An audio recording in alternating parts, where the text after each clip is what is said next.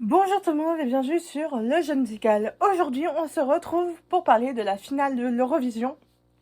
Parce que oui, la finale de l'Eurovision, c'était samedi soir et même si je n'ai pas pu y assister en Suède comme beaucoup de journalistes, j'ai quand même pu y assister dans une ambiance très festive et collective puisque France TV avait organisé en partenariat avec du Lac Cinéma, une projection dans un cinéma d'art et d'essai, donc le cinéma Harlequin, dans le 5e, la projection de la finale de l'Eurovision.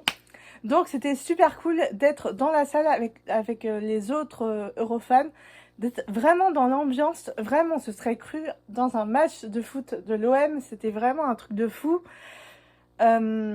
Notre représentant, c'était Slimane. Slimane, vous le connaissez sûrement puisque vous l'avez sans doute découvert à The Voice il y a quelques années et maintenant il cartonne.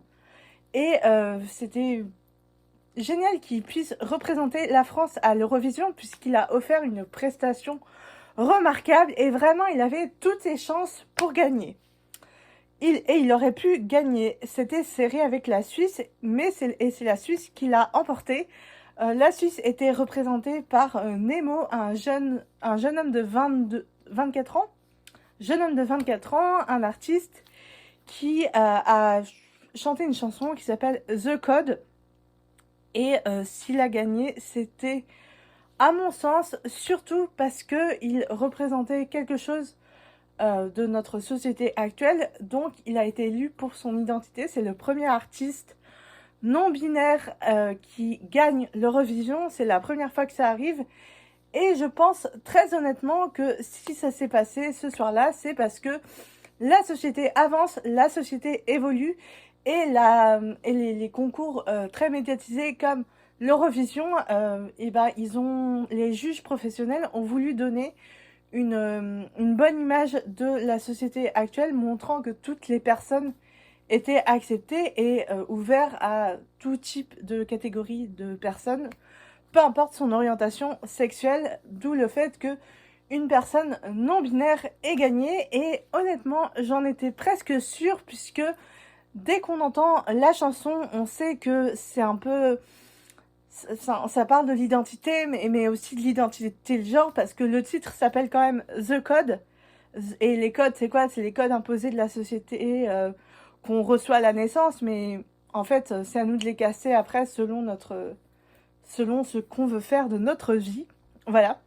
Et vraiment, j'ai trouvé ça super cool. Je vais vous mettre quelques images de l'ambiance dans le cinéma. Et bien sûr, c'était la folie quand Slimane apparaissait à l'écran. Mais en tout cas, pour moi, le choix du gagnant est purement politique.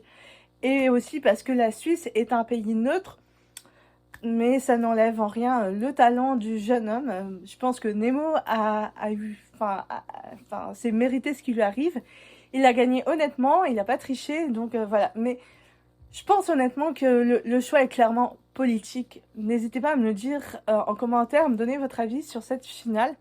Et je vous laisse tout de suite avec les extraits et l'ambiance dans le cinéma.